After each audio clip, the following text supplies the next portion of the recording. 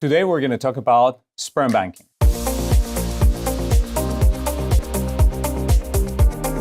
Sperm banking, the true and only savings account.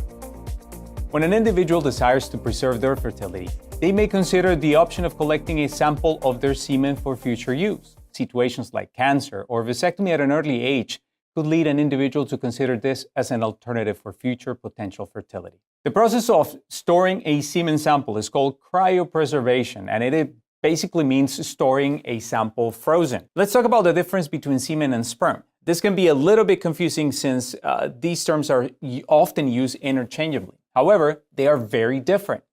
Semen is the liquid that is ejaculated. The majority of this liquid, up to 95% of it, is produced by two glands, the seminal vesicles and the prostate.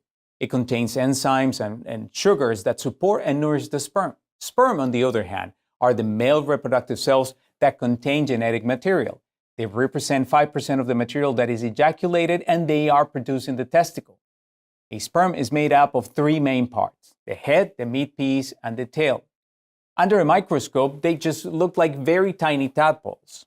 But what is involved in collecting the sperm? Well, prior to collecting a sample, some testing to assess for the presence of sperm in the semen and for infectious diseases might be required. For many men, collecting sperm to freeze is a simple, non-invasive procedure. You may be asked to enter a private room to masturbate and collect your semen in a special container. In other cases, companies will provide the material you need to be able to collect the sample at home and submit it to the freezing facility. A usual semen sample will contain around 5 to 20 million sperm per cc and is able to be divided into several vials for storage. Often, since sperm production is affected by many factors, you may be asked to collect more than one sample. This obviously will help to improve your chances of being able to have a child later.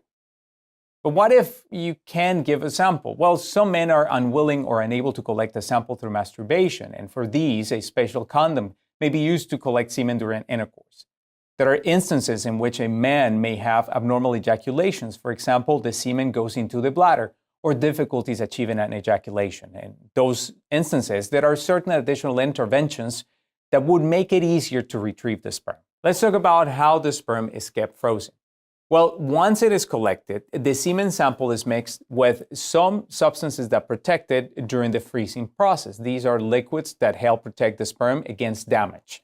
The sample is then frozen by a slow cooling method or a flash freezing method called vitrification, which is like making glass. Sperm needs to be stored at minus 300 Fahrenheit degrees, and therefore it requires a special facility to keep the sample. So once stored, how long can the sperm be kept there? Well, normally sperm has certain lifespan depending on where it is located. After ejaculation, sperm can live outside of a man's body for about 1 or 2 hours. However, during intercourse, once inside a partner's uterus, the sperm can actually live for up to 72 hours. After a vasectomy, given that the semen provides nourishing substances, sperm can still be alive for weeks above the area that we cut during the procedure. Hence, the need of multiple ejaculations after the vasectomy and a post-vasectomy semen sample. So when the sperm is frozen for banking, it can be stored indefinitely. Sperm that have been frozen for over 20 years has been documented to be used to create pregnancies. Now, how do you use that frozen sperm when you need to use it or you want to use it? Well, there are three primary options for using frozen sperm. One is called intrauterine insemination, or IUI. This requires that the semen sample gets thawed and prepared and inserted directly into the uterus. It's basically bypassing the vagina and the cervix, which is the lower part of the uterus. The procedure happens at the time of ovulation, and often it is timed using an ovulation medication.